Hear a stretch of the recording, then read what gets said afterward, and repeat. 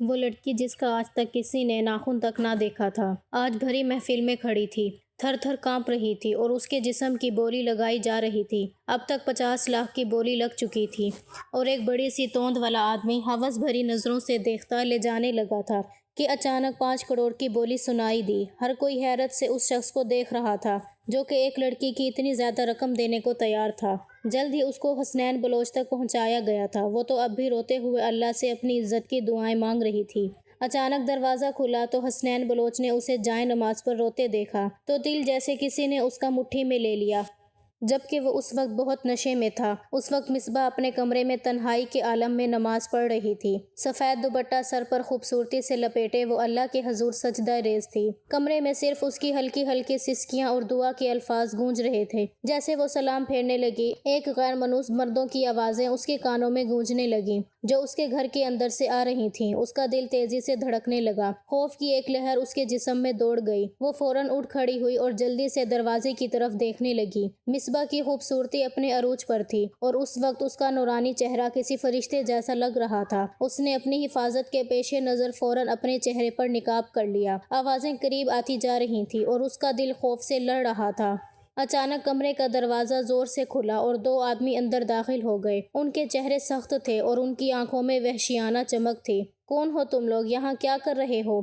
مصباح کی آواز کانپ رہی تھی لیکن اس میں حوصلے کی ایک جھلک بھی تھی۔ ایک آدمی نے قدم بڑھاتے ہوئے کہا، بس چپ رہو، تمہارے بہت خوبصورتی کے چرچے دیکھے تھے۔ کیا واقعی ایسا ہے؟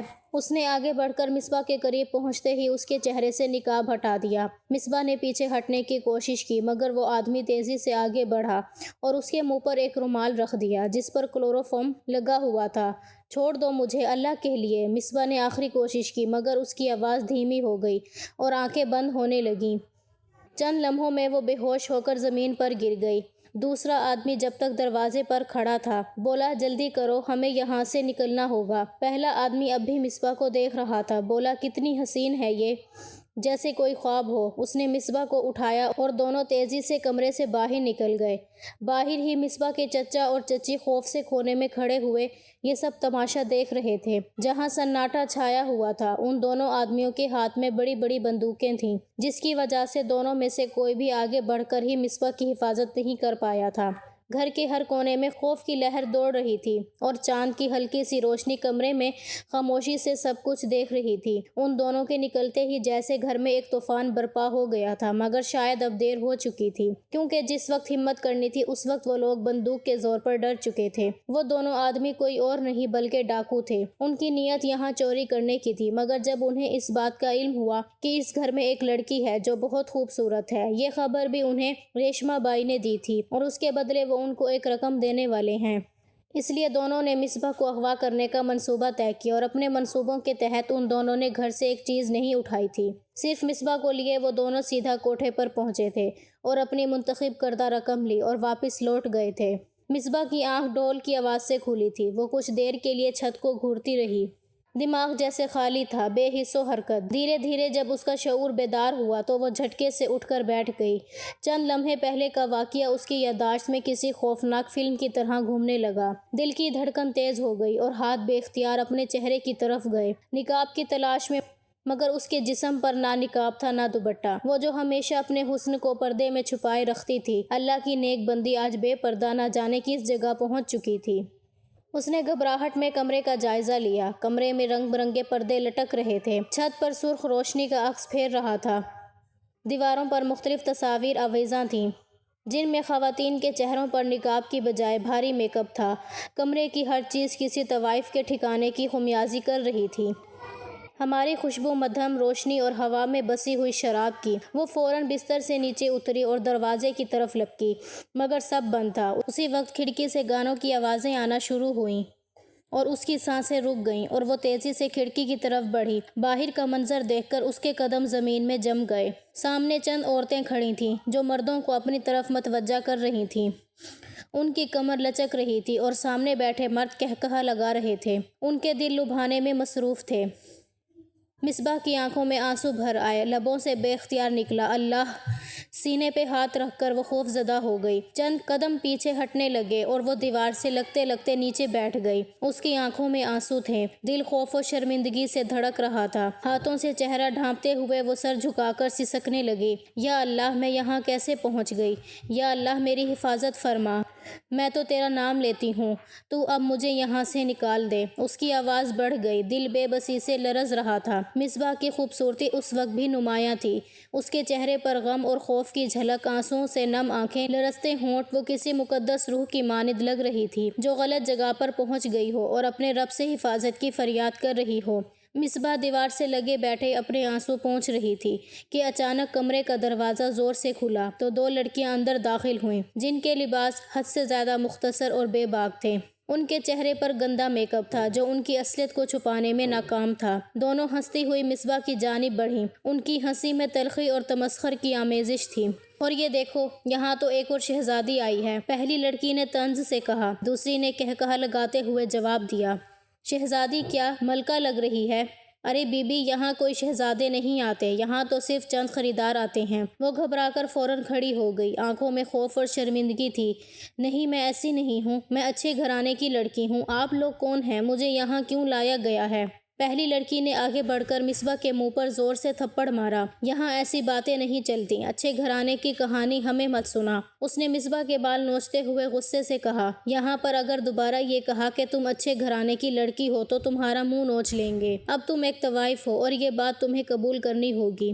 مصباح بے قابو ہو گئی۔ نہیں، اللہ کے لیے، میں ایسی نہیں ہوں، اللہ کا خوف کرو، ایسا مت کرو۔ اس کی آواز لرز رہی تھی، دل خوف سے کانپ رہا تھا۔ وہ دونوں لڑکیاں اس کی بات پر ہنستے ہوئے بولی، اللہ کا خوف بہتر ہوگا کہ خاموش ہو جاؤ اور جو ہو رہا ہے اسے ہونے دو، کیونکہ اب یہاں سے تمہارا نکلنا ناممکن ہے۔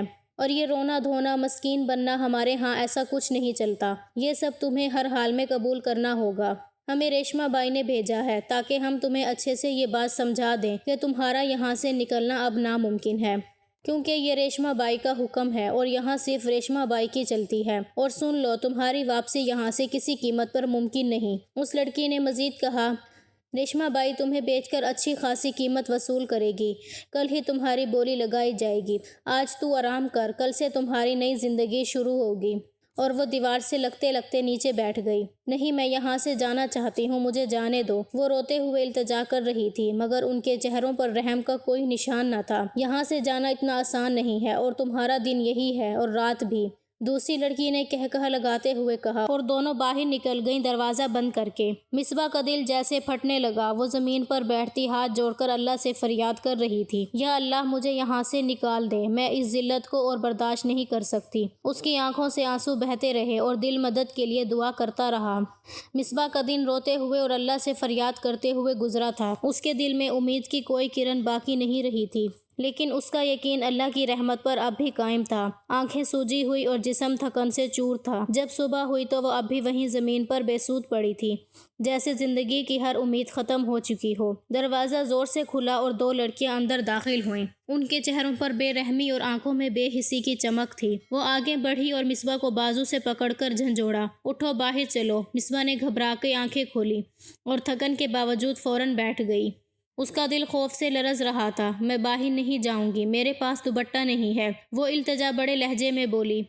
ایک لڑکی نے غصے میں اس کے بال نوچے اور منہ دبوچتے ہوئے بولی، آج تو دوپٹہ نہیں ہے، کل یہ کپڑے بھی نہیں ہوں گے، پھر کیا کرو گی؟ تمہاری یہاں کوئی عزت نہیں رہی۔ نازک اور معصوم بننے کا ناٹک بند کرو۔ یہاں آنے کے بعد لڑکی کو اپنی عزت کو ایک کونے میں پھینکنا پڑتا ہے۔ مصباح کے آنکھوں میں آنسو تھے، لیکن وہ کچھ نہ کہہ سکی۔ وہ اسے گھسیٹتے ہوئے کمرے سے باہر لے گئیں۔ مصباح کو ایک بڑے کمرے میں لے جایا گیا، جہاں ایک بڑے سے تخت پر ایک عورت بیٹھی تھی۔ وہ عورت ریشما بائی اس کوٹھے کی مالکن تھی۔ اس کا چہرہ بھاری میک اپ سے بھرا ہوا تھا، بھاری زیورات اور شاندار لباس میں ملبوس، مگر اس کی آنکھوں میں عجیب سی وحشت تھی۔ اس کے ارد گرد کچھ عورتیں کھڑی تھیں جو اس کے ہر اشارے پر سر ہلاتی تھیں۔ ریشما بائی نے مصباح کو قدموں میں گرتے دیکھا اور ہنسی۔ اچھا، تو یہ ہے ہماری نئی لڑکی۔ اس نے کہا کہ رات تمہاری بولی لگائی جائے گی، بہت بڑے بڑے صاحب آئیں گے تمہیں خریدنے کے لیے، اپنی اوقات میں رہو اور جو ہم کہیں وہی کرو۔ مصباح نے ہاتھ جوڑ کر کہا، نہیں، میں ایسی نہیں ہوں، میں اچھے گھر کی لڑکی ہوں، آپ لوگ میرے ساتھ ایسا کیوں کر رہے ہیں؟ مجھے جانے دو، خدا کے واسطے۔ ریشما بائی کا چہرہ سخت ہو گیا۔ اس نے آگے بڑھ کر مصباح کو زور سے تھپڑ مارا۔ چپ رہو، ہو، یہاں کوئی اچھے گھر کی لڑکی نہیں آتی، یہاں جو بھی آتی ہے وہ طوائف بن جاتی ہے۔ اب تم بھی یہی ہو۔ مصباح کی آنکھوں سے آنسو بہہ رہے تھے۔ اس نے ایک بار پھر التجا کی، میں طوائف نہیں ہوں، مجھے یہاں سے جانے دو، خدا کے واسطے۔ ریشما بائی نے کہا لگایا اور بولی، یہاں سے جانا اتنا آسان نہیں ہے، تمہاری بولی لگ چکی ہے اور اب تمہاری قیمت ملے گی، بہتر ہے کہ تم اس حقیقت کو قبول کرو۔ مصباح کانپ اٹھی۔ اس نے اپنی عزت اور وقار کی حفاظت کے لیے ہر ممکن کوشش کی، لیکن یہاں رحم اور ہمدردی کا کوئی نام و نشان نہیں تھا۔ وہ ایک بے رحم دنیا میں پھنس چکی تھی، چاہے اس کی فریاد کا کوئی جواب نہیں تھا۔ رات کی 11 بجے مصباح کو اس کے کمرے سے گھسیٹ کر باہر نکالا گیا۔ وہ بے بس نگاہوں سے ادھر ادھر دیکھ رہی تھی، جیسے کسی معجزے کی تلاش میں ہو جو اسے اس جہنم سے نجات دلائے۔ اس کی آنکھیں سوجی ہوئی تھیں، چہرہ زرد تھا اور ہاتھ کانپ رہے تھے۔ ریشما بائی کے آدمیوں نے اسے ایک وسیع کمرے میں لا کر کھڑا کر دیا، جہاں پہلے سے ہی کئی مرد موجود تھے۔ ان کی نظریں مصباح کے وجود کو ٹٹول رہی تھیں، جیسے شے کی قیمت لگا رہے ہوں۔ کمرے میں روشنیاں مدھم تھیں، مگر مصباح کے دل میں گھبراہٹ کی روشنی اتنی تیز تھی کہ وہ آرام سے پیچھے چھپے ہوئے ہوس کو صاف دیکھ سکتی تھی۔ ریشما بائی تخت پر بیٹھی تھیں، چہرے پر ایک شیطانی مسکراہٹ تھی، جیسے وہ کسی بڑے شکار کی توقع میں ہو۔ اس نے ہاتھ کے اشارے سے شروع کرنے کا حکم دیا۔ یہ ہے ہماری نایاب لڑکی۔ ریشما بائی کی آواز بلند تھی، معصوم، پاکیزہ اور خوبصورت۔ بولی کی شروعات 10 لاکھ سے ہوتی ہے۔ مصباح کی سانس رکنے لگی، اس کا دل زور زور سے دھڑکنے لگا اور آنکھوں میں آنسو تیرنے لگے۔ ہر لمحہ اس کے لیے قیامت سے کم نہ تھا۔ کمرے میں موجود ہر شخص اپنی اپنی قیمت لگانے لگا۔ 12 لاکھ، 15 لاکھ، 20 لاکھ۔ مصباح کی آنکھیں نم ہو گئیں، وہ اپنے آپ کو زمین پر گرتا ہوا محسوس کر رہی تھی۔ ریشما بائی بڑھتی ہوئی بولی پر مزید خوش ہوتی جا رہی تھی، جیسے یہ سب اس کے لیے کھیل ہو۔ ہر مرد کی نظر مصباح کے جسم پر تھی۔ 50 لاکھ کی بولی سن کر ریشما بائی کی مسکراہٹ مزید گہری ہو گئی۔ واہ، ہماری لڑکی کی تو قیمت بڑھتی جا رہی ہے، اس نے فخر سے کہا۔ مصباح کا جسم کانپ رہا تھا، وہ جو ایک نیک اور باحیا لڑکی تھی، جس کا حسن ہمیشہ مردوں میں چھپا رہا، آج ایک تماشے کی شکل میں سب کے سامنے کھڑی تھی۔ اس کی سانسیں تیز ہو گئیں، وہ دعا کر رہی تھی کہ کوئی اسے ذلت سے بچا لے۔ اسی لمحے ایک بڑی توند والا آدمی جو ہوس بھری نظروں سے مصباح کو دیکھ رہا تھا، آگے بڑھا اور اسے پکڑنے کے لیے ہاتھ بڑھایا۔ وہ پیچھے ہٹنے لگی، مگر وہ مضبوط ہاتھوں سے قابو پا گیا۔ یہ لڑکی میری ہے، اس نے کہا۔ 50 لاکھ بولی میں نے لگائی ہے۔ مصباح کی آنکھیں بند ہو گئیں، دل بند ہونے کو تھا، جب اچانک ایک آواز گونجی، 5 کروڑ۔ کمرے میں ایک سناٹا چھا گیا۔ ہر شخص حیرت سے پلٹ کر اس شخص کو دیکھنے لگا جس نے 5 کروڑ کی بولی لگائی تھی۔ سب کی نظریں اس پر مرکوز ہو گئیں۔ وہ شخص ایک خوبصورت جوان تھا، قد کاٹ، مضبوط جسم اور چہرے پر اعتماد کی چمک۔ اس کے چہرے کی سختی اور آنکھوں کی گہرائی نے سب کو خاموش کر دیا۔ 5 کروڑ، ریشما بائی نے حیرت سے دہرایا، مگر اس کے چہرے پر خوشی کی ایک نئی لہر دوڑ گئی۔ واہ حسنین بلوچ، اس نے کہا لگاتے ہوئے کہا، تم نے تو ہماری مصباح کی بولی آسمان پر پہنچا دی۔ مصباح نے آنکھیں کھول کر اس شخص کو دیکھا جس نے اسے خریدا تھا۔ اس کی آنکھوں میں خوف اور حیرت کا انتظار تھا۔ حسنین بلوچ نے ریشما بائی کی طرف دیکھا اور کہا، یہ لڑکی میری ہے۔ 5 کروڑ کی بولی پر بولی ختم۔ ریشما بائی نے مسکراتے ہوئے سر ہلایا۔ بالکل 5 کروڑ کی بولی لگی ہے۔ مصباح کا دل جیسے دھڑکنا بھول گیا ہو، وہ ایک قید سے نکل کر دوسری قید میں جانے والی تھی۔ حسنین بلوچ کی آنکھیں وحشت سے بھری ہوئی تھیں۔ وہ پٹھان تھا، اس کا رنگ سرخ و سفید تھا، چہرے پر بلا کی سختی محسوس ہو رہی تھی۔ وہ وہیں پر پڑے تخت پر بیٹھ چکا تھا۔ اشارے سے اس نے ریشما بائی کو حکم دیا کہ اس لڑکی کو میرے کمرے میں پہنچا دیا جائے، جبکہ اس نے اپنے ملازم کے ہمراہ 5 کروڑ کا چیک ریشما بائی کے پاس پہنچایا تھا۔ وہ اس عورت کے پاس بھی نہیں جانا چاہتا تھا۔ آج جتنی وحشت کے ساتھ وہ حویلی سے باہر آیا تھا، آج وہ اپنی تمام تر وحشت اس لڑکی میں انڈیل دینا چاہتا تھا، مگر اس کو معلوم ہی نہیں تھا کہ آج اس کو کیا نیا تحفہ ملنے والا ہے، آج اس کی زندگی کس طرح تبدیل ہونے والی ہے۔ حسنین بلوچ، جس کے ایک حکم پر لوگ سر جھکا دیا کرتے تھے، موت کو گلے لگانے کے لیے تیار کھڑے ہو جاتے تھے، آج وہی حسنین بلوچ ایک لڑکی کے قدموں میں ڈھیر ہونے والا تھا۔ مصباح کمرے میں داخل ہوتے ہی سکون کا سانس لینے لگی۔ اس کے دل کی دھڑکن اب بھی تیز تھی اور آنکھوں سے زاروں قطار آنسو بہہ رہے تھے۔ اس کے ذہن میں ماضی کی یادیں تیزی سے ابھر چکی تھیں۔ چچا چچی کے گھر کتنی محفوظ پناہ گاہ تھی، جہاں وہ اپنے والدین کے بغیر بھی سکون سے جی رہی تھی۔ چچا کا شفقت بھرا ہاتھ، چچی کے کوسنے والی آواز، سب یاد آ رہی تھی۔ چچی کی سختی کے باوجود اس نے کبھی شکوہ نہیں کیا تھا۔ وہ اپنے اللہ میں اتنی گم رہتی تھی کہ دنیا کے دکھوں سے بے نیاز تھی، مگر آج کی آزمائش نے اس کے حوصلے کو پاش پاش کر دیا تھا۔ وہ بے بسی سے زمین پر ڈھیر ہو گئی، دل میں خوف اور آنکھوں میں آنسو لیے اسی لمحے اس کی نگاہ بستر پر رکھے ایک سوٹ پر پڑی۔ سوٹ کے ساتھ ایک لال رنگ کا دوپٹہ بھی تھا۔ اس کی آنکھوں میں امید کی ایک ہلکی سی کرن چمکی۔ وہ جلدی سے اٹھی اور اس دوپٹے کو اپنے چہرے پر اس طرح لپیٹ لیا جیسے نماز کے لیے کرتی تھی۔ دوپٹہ اس کے چہرے کو ڈھانپتے ہی اسے سکون سا محسوس ہوا، جیسے ہی دوپٹہ اس کی عزت اور وقار کا آخری سہارا ہو۔ ارد گرد نگاہ دوڑاتے ہوئے اس کی نظر کمرے کے کونے میں موجود واش روم پر پڑی۔ وہ تیزی سے اٹھ کر وہاں گئی اور وضو کرنے لگی۔ وضو کے دوران اس کے ہاتھ کانپ رہے تھے مگر دل میں اللہ کا ذکر جاری تھا۔ وضو مکمل کرتے ہی وہ باہر آئی اور زمین پر سجدہ ریز ہو گئی۔ یا اللہ میری حفاظت فرما، یا رب العالمین۔ اس کی آواز لرز رہی تھی، آنکھوں سے آنسو رکنے کا نام نہیں لے رہے تھے۔ یا اللہ اس بری جگہ سے مجھے نجات دلا دے۔ یا رحمان میں کمزور ہوں، میرے حوصلے ٹوٹ رہے ہیں۔ یا کریم تو ہی میرا سہارا ہے۔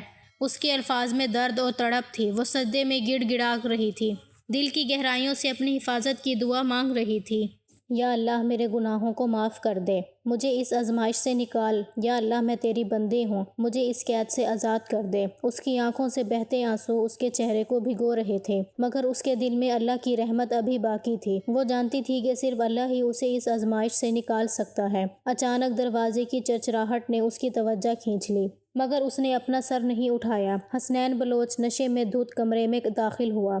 وہ جس ارادے سے آیا تھا وہ تو بالکل مختلف تھا۔ آگے جو منظر اس نے دیکھا وہ اس کی توقعات سے بالکل ہٹ کر تھا۔ سامنے وہی لڑکی زمین پر بیٹھے سجدے میں گم آنسو بہا رہی تھی۔ اس کا دل جیسے کسی نے مٹھی میں لے لیا ہو۔ وہ تو صرف مصباح کا پچھلا حصہ دیکھ کر یہاں آیا تھا مگر اب اس سے اس فرشتے جیسی معصوم لڑکی کو روتے دیکھ کر ایک عجیب سی کیفیت نے اپنے گرفت میں لے لیا تھا۔ حسنین کی آنکھوں میں شرم اتر آئی۔ وہ جو اپنی رات رنگین کرنے آیا تھا اس کی نیت میں تبدیلی آ گئی تھی۔ اس نے بے اختیار گھٹنوں کے بل بیٹھ کر مصباح کو دیکھا۔ مصباح نے جھٹکے سے سر اٹھایا اور حیرت سے اس کو دیکھنے لگی۔ وہ جو دعاؤں میں گم تھی، اچانک اس اجنبی کی موجودگی نے اسے پریشان کر دیا تھا۔ حسنین کا چہرہ لال ہو رہا تھا، آنکھوں میں یکدم نمی تھی جیسے وہ اپنی حالت پر شرمندہ ہو۔ اس کا ارادہ یکسر مختلف تھا۔ جو تماشا آج حویلی میں ہوا تھا اس کے بعد وہ صرف اور صرف سکون چاہتا تھا۔ اسی ارادے سے وہ کوٹھے پر آیا تھا اور جب اس نے ایک لڑکی کی بولی لگتے ہوئے دیکھی اور پھر اس کی پشت دیکھ کر وہ اس پر مائل ہو گیا تھا مگر اب اس کا چہرہ اور اس کی حالت دیکھ کر نہ جانے کیوں اس کا دل بری طرح سے کانپ رہا تھا۔ ایسا لگتا تھا جیسے کوئی روک رہا ہو۔ حسنین نے لرزتی آواز میں کہا، نکاح کرو گی مجھ سے؟ میرے ساتھ چلو گی؟ وہ کہنا کچھ اور چاہتا تھا اور زبان کچھ اور ادا کر رہی تھی۔ مصباح نے اس کی آنکھوں میں حیرت سے دیکھا۔ وہ سوچ بھی نہیں سکتی تھی کہ یہ شخص جو تھوڑی دیر پہلے اس کے لیے خوفناک خواب تھا اب اسے نکاح کی پیشکش کر رہا تھا۔ اس کا دل دھڑکنے لگا مگر فوراً اس نے خود کو سنبھالا۔ اس کی آنکھوں میں امید کی چمک آئی۔ وہ سر ہاں میں ہلانے لگی۔ ذلت کی زندگی سے بہتر عزت کی چار دیواری تھی۔ حسنین نے سکون کا سانس لیا، اپنی جگہ سے اٹھا اور اپنے کندھوں پر ڈالی سفید مردانہ شال کو اتار کر مصباح کے اوپر اڑا دیا۔ چلو یہاں سے نکلتے ہیں، اس نے نرمی سے کہا اور اس کی کلائی تھام لی۔ مصباح کی آنکھوں میں حیرت کے آنسو تھے مگر وہ خاموشی سے اس کے ساتھ چلنے لگی۔ حسنین اسے گندگی سے نکال کر باہر لے آیا۔ سامنے اس کی گاڑی کھڑی تھی۔ اس نے جلدی سے دروازہ کھولا اور مصباح کو اندر بیٹھنے کا اشارہ کیا۔ وہ ابھی تک ساری صورتحال کو سمجھنے کی کوشش کر رہی تھی۔ خاموشی سے گاڑی میں بیٹھ گئی۔ حسنین نے دروازہ بند کیا اور خود ڈرائیونگ سیٹ پر آ کر بیٹھ گیا اور شہر کے شور و غل سے دور اپنے فارم ہاؤس کی طرف بڑھنے لگا۔ گاڑی میں خاموشی تھی مگر دونوں کے دلوں میں مختلف جذبات کی جنگ چھڑ رہی تھی۔ حسنین کی نظریں سڑک پر تھی مگر دل مصباح کے آنسو اور اس کی معصومیت میں گم تھا۔ اس کی نظریں باہر کی طرف تھیں مگر دل اللہ کی شکر گزاری میں مشغول تھا۔ اس کو سمجھ ہی نہیں آ رہا تھا کہ اس کی زندگی کس طرح سے پلٹی تھی۔ وہ تو اپنے چچا اور چچی کے ساتھ ایک سکون کی زندگی گزار رہی تھی مگر چند گھنٹوں نے اس کی پوری زندگی کا تختہ الٹ دیا تھا۔ رات کے اندھیرے میں فارم ہاؤس کی روشنیاں دھیمی دھیمی چمک رہی تھیں۔ مصباح کو ایک ملازمہ کے ساتھ کمرے تک پہنچا کر حسنین سوئمنگ پول کے سامنے آ کر بیٹھ گیا۔ پانی کی لہریں سکون بخش نظر آ رہی تھیں مگر اس کے دل میں طوفان تھا۔ لمحوں میں وہ تلخ یادوں میں کھو گیا جن سے بچنے کے لیے وہ کوٹھے پر آیا تھا۔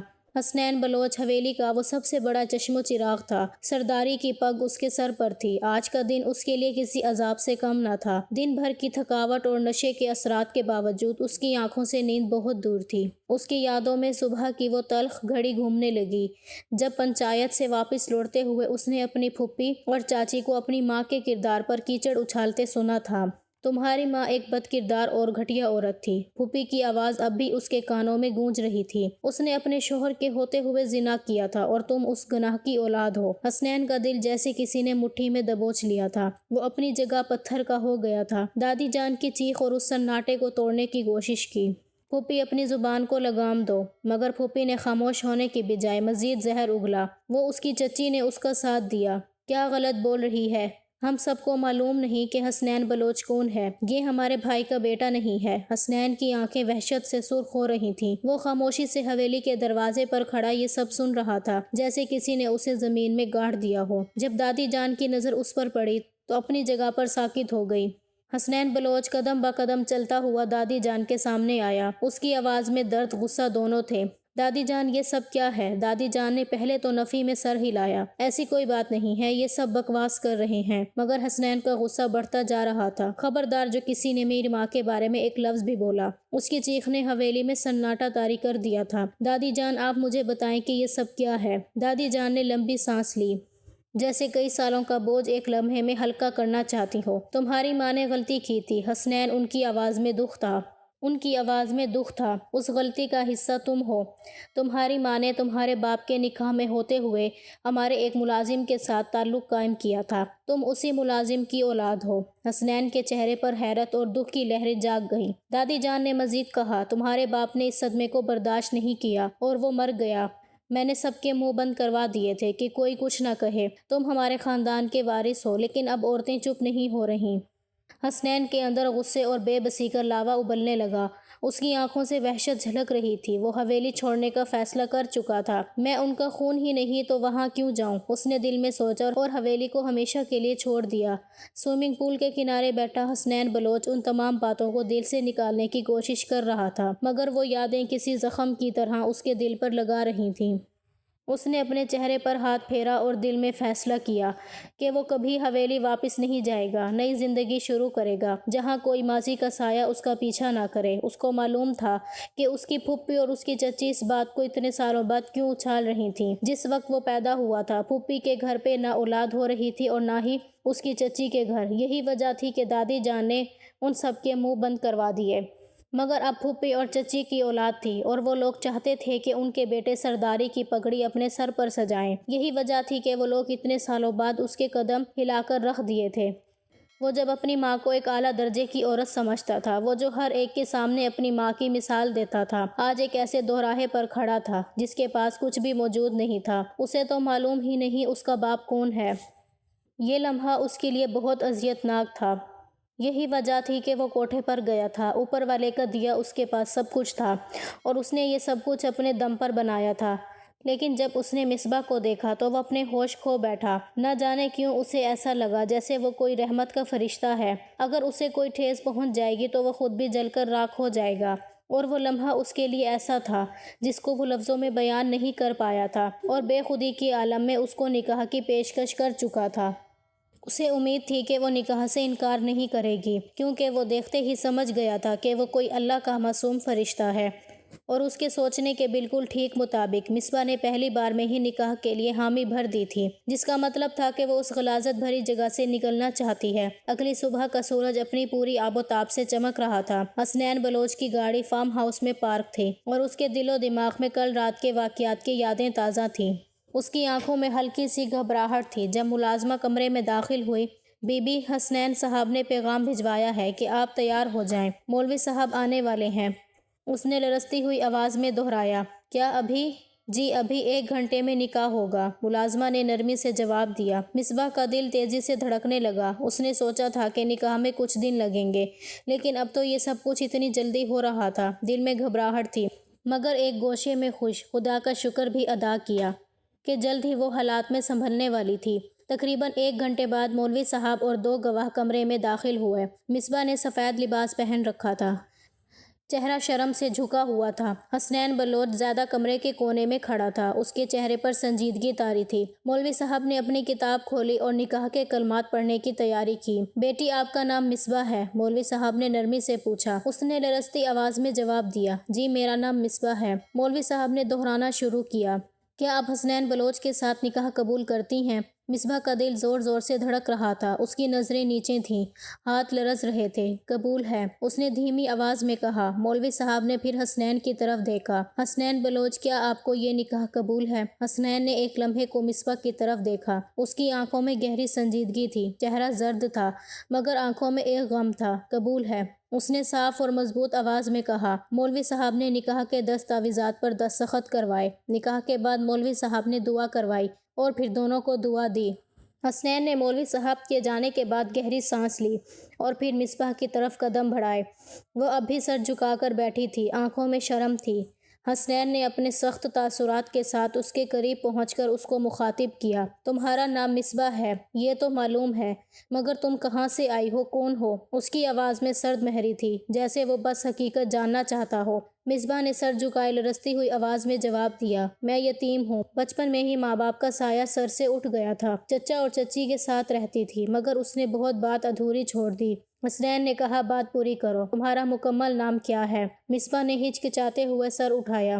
میرا نام مصباح مختیار ہے، میں اپنے چچا کے ساتھ رہتی تھی، مگر انہوں نے، اس کی آواز بھر آئی، انہوں نے میری مدد نہیں کی۔ ان کے سامنے ہی وہ دونوں آدمی مجھے اٹھا کر اس غلیظ جگہ پر لے گئے تھے، لیکن میرے چچا نے مجھے ایک دفعہ بھی بچانے کی ہمت نہیں کی۔ حسنین نے کچھ لمحے خاموشی سے دیکھا، پھر بولا، میں تمہیں یہاں فارم ہاؤس پر نہیں رکھ سکتا، عزت ہو تم میری، یہاں بہت سے مرد ملازم ہیں، فی الحال میں تمہیں تمہارے چچا کے گھر چھوڑ دوں گا۔ یہ سن کر مصباح کے دل کی دھڑکن تیز ہو گئی۔ چچا کے گھر؟ اس کی آواز میں خوف اور بے یقینی تھی۔ نہیں، وہاں نہیں، وہ سہم گئی اور پھر حسنین کا ہاتھ تھام کر اسے دیکھنے لگی۔ مہربانی کر کے مجھے وہاں مت بھیجیں، وہاں مجھے صرف ذلت اور شرمندگی ہوگی۔ آپ جہاں کہیں گے میں رہ لوں گی، اگر آپ مجھے سڑک پر بھی چھوڑ دیں گے تب بھی مجھے منظور ہے۔ اس کی آواز میں سچائی تھی، آنکھوں سے آنسو رواں تھے۔ حسنین نے مصباح کے ہاتھ کی گرفت کو محسوس کیا، لیکن چہرے پر کوئی تاثر نہیں آیا۔ اس نے گہری نظروں سے مصباح کو دیکھا، پھر آہستہ سے سر ہلایا۔ ٹھیک ہے، تمہیں چچا کے گھر نہیں لے کر جاؤں گا، مگر یہاں بھی نہیں رکھ سکتا، میں تمہیں اپنے فلیٹ پر لے جاؤں گا۔ اس نے یہ کہا تو مصباح نے سر ہلایا۔ اس کی آنکھوں میں ہلکی سی روشنی چمکنے لگی، جیسے اسے کچھ سکون ملا ہو۔ حسنین نے مصباح کا ہاتھ چھوڑا اور اسے چلنے کا اشارہ کیا، تو انہوں نے فارم ہاؤس سے باہر قدم رکھا، جہاں حسنین کی گاڑی اس کا انتظار کر رہی تھی۔ حسنین نے خاموشی سے گاڑی کا دروازہ کھولا اور مصباح کو بیٹھنے کا اشارہ کیا۔ گاڑی کے فرنٹ سیٹ پر بیٹھتے ہوئے مصباح نے آخری بار فارم ہاؤس کی عمارت کو دیکھا، جیسے وہ خواب تھا جو ابھی ابھی ٹوٹا تھا۔ حسنین نے دروازہ بند کیا، اپنی جگہ سنبھالی اور گاڑی سٹارٹ کی۔ دونوں کے درمیان خاموشی تھی۔ حسنین کی نظریں سڑک پر تھیں، مگر دماغ میں کئی سوالات اٹھ رہے تھے۔ اس لڑکی کے ساتھ جو کچھ ہوا تھا وہ اس کی زندگی کا حصہ نہیں بننے دینا چاہتا تھا، مگر اس کے دل کے کسی کونے میں ایک نرم احساس نے جگہ بنا لی تھی۔ مصباح کے چہرے پر خوف اور امید کا انتظار تھا۔ گاڑی کی رفتار تیز تھی، مگر دونوں کے دلوں میں کئی سوالات اور خیالات آہستہ آہستہ شکل اختیار کر رہے تھے۔ اس سفر سے محض ایک مقام تک پہنچنے کا نہیں، بلکہ نئی زندگی کا آغاز تھا۔ حسنین گاڑی روکتے ہوئے ایک فلیٹ کے سامنے آیا۔ اس نے دروازہ کھولا اور مصباح کو اشارہ کیا کہ وہ باہر نکلے۔ مصباح نے گاڑی سے قدم باہر نکالے، مگر اس کا چہرہ ایک ایسی خاموشی سے ڈھکا ہوا تھا جیسے اس نے اپنے اندر کچھ اتنے غم بھرے ہوں کہ ان کو بیان نہ کر سکے۔ حسنین نے گاڑی سے نکل کر فلیٹ کے دروازے کو کھولا اور مصباح کو اندر لے آیا۔ فلیٹ کا منظر زیادہ خوبصورت نہیں تھا۔ دیواروں پر دھول اور گندگی جمی ہوئی تھی، فرش پر بکھری ہوئی چیزیں تھیں۔ مصباح نے ایک لمحے کے لیے اندر کی صورتحال کو دیکھا، مگر پھر اس کی آنکھوں میں ایک نرم سی مسکراہٹ جاگ گئی۔ وہ جانتی تھی کہ یہ جو بھی ہے ایک نیا آغاز تھا، وہ اسے اپنے طور پر بہتر بنانے کی کوشش کرے گی۔ یہ اس کا گھر تھا اور اپنا گھر وہ صاف کرنا بخوبی جانتی تھی۔ مصباح نے اپنا دوپٹہ جسم پر اچھی طرح لیا اور فوراً صفائی شروع کر دی۔ پہلے اس نے دروازے کی گندگی کو صاف کیا، پھر فرش کی طرف بڑھتے ہوئے وہاں موجودہ بکھری چیزوں کو ایک طرف کیا۔ اس کی حرکتیں تیز اور متعین تھیں، جیسے وہ جانتی ہو کہ اسے کیا کرنا ہے۔ ابھی حسنین اس کو بتانے ہی والا تھا کہ تھوڑی دیر میں ملازمہ آ کر یہ سب صاف کر دے گی، مگر اس سے پہلے ہی اس کو کام کرتا دیکھ کر اس نے ٹوکنا مناسب نہیں سمجھا تھا۔ مگر اب وہ بہت سے زیادہ آگے بڑھتی جا رہی تھی، اس لیے حسنین کو کھڑے رہنا مناسب نہیں لگا تھا اور وہ فوراً اٹھا اور مدد کے لیے آگے بڑھا۔ لیکن جیسے ہی وہ اس کے قریب پہنچا، مصباح نے فوراً اپنے ہاتھ سے اس کا ہاتھ روک لیا۔ شوہر کام نہیں کرتے، وہ سر کا تاج ہوتے ہیں، مزاج خدا ہوتے ہیں۔ مصباح نے ہنستے ہوئے سر نفی میں ہلایا۔ اس کی آنکھوں میں محبت کی چمک تھی اور اس کی باتوں میں خوبصورت شوق بند تھا۔ حسنین کچھ لمحوں کے لیے خاموش رہا، اس کے چہرے پر ایک عجیب سے تاثرات تھے۔ اس نے مصباح کو اپنی آنکھوں سے غور سے دیکھا۔ اس کی نظریں ایک لمحے کے لیے اس کے چہرے اور اس کی محنت میں گھوم گئی۔ مصباح نے پھر اپنا کام جاری رکھا اور حسنین ایک طرف جا کر بیٹھا خاموشی سے اس کی محنت کو دیکھنے لگا۔ مصباح کے ہاتھوں سے برتنوں کی آواز سنائی دے رہی تھی اور چھوٹے چھوٹے کاموں میں مصروف تھی۔ حسنین کی آنکھوں میں کچھ اور تھا، ایک محبت، بڑی قبولیت، وہ جو خاموشی سے محسوس کر رہا تھا، مگر کچھ بھی کہے بغیر بس اس منظر کا حصہ بن گیا۔ بہت الجھا ہوا تھا، اپنوں کی بے رخی نے اسے اندر سے مار دیا تھا، لیکن جب سے اس لڑکی سے نکاح کیا تھا ایک عجیب سا سکون وہ اپنے دل میں محسوس کر رہا تھا۔ اس کو اتنے پھرتیلے انداز میں کام کرتا دیکھ کر اس کے لبوں پر ایک چھوٹی سی مسکراہٹ آئی تھی۔ اس کو کام کرتا دیکھ کر وہ سمجھ گیا تھا کہ آج وہ کھانا وغیرہ نہیں بنا پائے گی۔ اس کے چہرے پر تھکن کے آثار واضح تھے اور گھر میں راشن بھی موجود نہیں تھا کہ وہ کھانا اس سے بنواتا، اس لیے وہ خاموشی سے باہر چلا گیا اور کھانا لے آیا تھا۔ حسنین نے دروازہ کھولا اور فلیٹ میں داخل ہوا۔ کمرے میں ایک نرم سی تھکن اور دماغ میں کئی خیالات کی سرسراہٹ تھی۔ اس نے کھانا ایک ٹرے میں رکھا اور خاموشی سے لاؤنج کی طرف بڑھا۔ اس کی نظریں جیسے ہی مصباح پر پڑی، اس نے گہرے سانس لیے۔ مصباح اپنے کام میں مگن تھی، نماز پڑھ رہی تھی۔ اس کے چہرے پر مکمل سکون اور روحانیت تھی، ایک ہلکی سی روشنی تھی۔ اس لمحے میں سب کچھ واضح کر رہی تھی۔ حسنین کی دی ہوئی چادر اس نے پہن رکھی تھی جو اس پر خوب جچ رہی تھی۔ جب ہی مصباح نے اپنی نماز مکمل کی اور سر اٹھا کر دیکھا تو اس کی نظریں حسنین پر پڑیں جو خاموشی سے کھڑا، اس کے چہرے پر ایک گہرا تاثر تھا جیسے اس نے اس کے دل میں دستک دی ہو۔ مصباح نے اپنی مسکراہٹ کے ساتھ اس کی طرف دیکھا اور پھر کھڑی ہو کر اس کی طرف بڑھی۔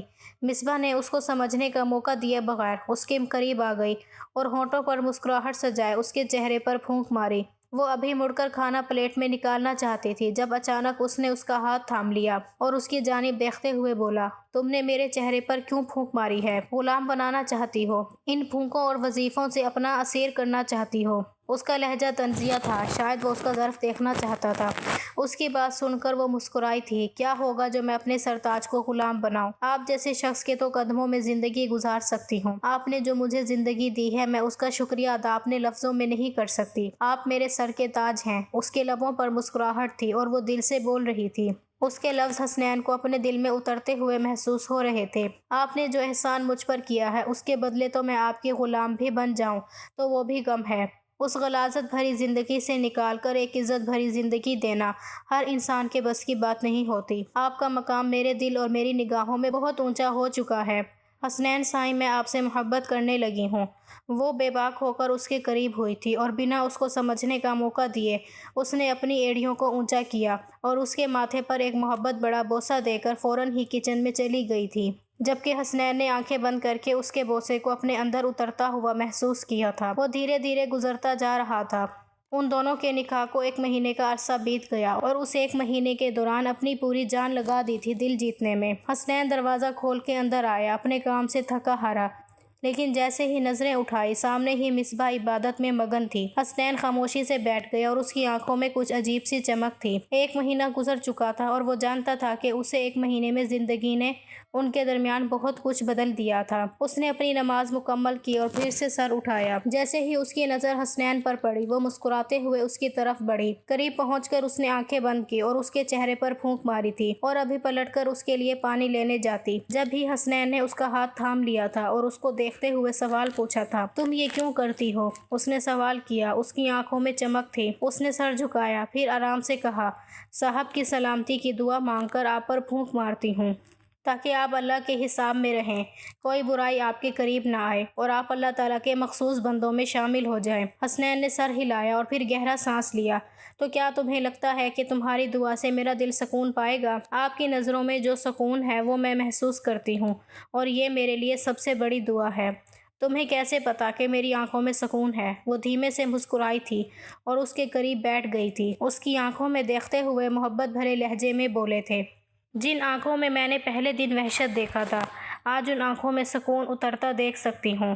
حسنین نے اس کی طرف ایک دلچسپ مسکراہٹ پھینکی، پھر ایک لمحے کے لیے چپ ہو گیا۔ تمہیں لگتا ہے کہ میں تم سے محبت کرتا ہوں؟ اس کے سوال میں ایک نرم سی چھیڑ چھاڑ تھی اور وہ خود کی آنکھوں میں جواب تلاش کر رہا تھا۔ اس نے اس کی آنکھوں میں غور کیا اور پھر کہا، اگر آپ محبت نہیں بھی کریں گے، میری جگہ کسی اور کو بھی اپنی دلہن بنا لیں گے، تب بھی مجھے آپ سے عشق رہے گا۔ آپ میری زندگی کا سب کچھ ہیں۔ حسنین، میں اپنی کیفیت لفظوں میں بیان نہیں کر سکتی۔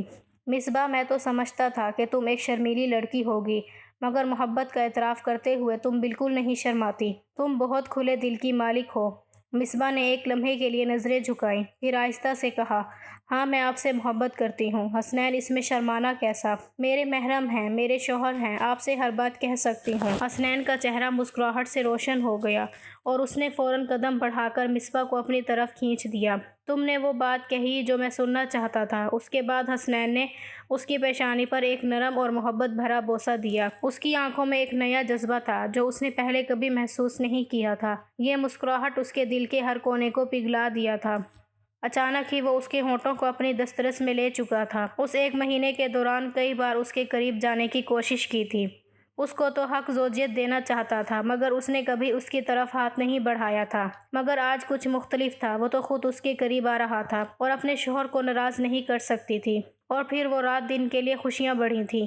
وقت گزرتا جا رہا تھا اور دادی جان نے ایک بار پھر حسنین بلوچ سے رابطہ کیا تھا کہ تم لوٹ آؤ، سرداری کی پگڑی سنبھالو، کیونکہ یہاں کا نظام ان عورتوں نے برباد کر دیا ہے۔ تمہارے چچا، تمہارے کزن سب بہت پریشان ہیں۔ مگر حسنین بلوچ منع کر چکا تھا۔ اس کا کہنا تھا کہ وہ اپنی ایک نئی زندگی شروع کر چکا ہے، جہاں صرف امن، سکون اور راحت ہے۔